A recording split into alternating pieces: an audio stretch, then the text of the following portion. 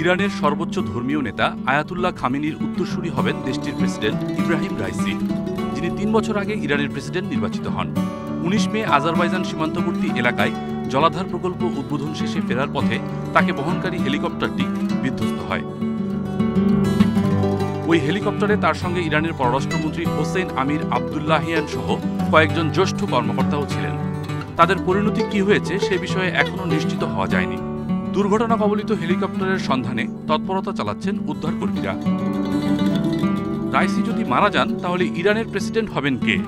দেশটির সংবিধানে বলা আছে, প্রেসিডেন্ট হঠাৎ মারা গেলে দেশের ভাইস প্রেসিডেন্ট দায়িত্ব পাবেন।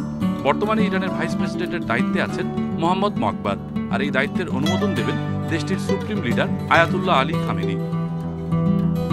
হেলিকপ্টার দুর্ঘটনায় প্রেসিডেন্ট রাইসির মৃত্যু হলে তা হবে ইরানের জন্য বিরাট এক ধাক্কা। দীর্ঘদিন ধরে ইসরায়েল ও যুক্তরাষ্ট্রের সঙ্গে বৈরী সম্পর্ক চলে আসছে ইরানের। ক্ষমতায় আসার পর যুক্তরাষ্ট্রের নিষেধাজ্ঞা মোকাবেলায় প্রতিবেশীদের পাশাপাশি চীন ও রাশিয়ার সঙ্গে সম্পর্ক উন্নয়নে বিশেষভাবে মনোযোগ দিয়েছিলেন ইব্রাহিম রাইসি। ১৯৬০ সালে উত্তর পূর্ব ইরানের পবিত্র শহর মাশহাদে জন্ম ইব্রাহিম রাইসির।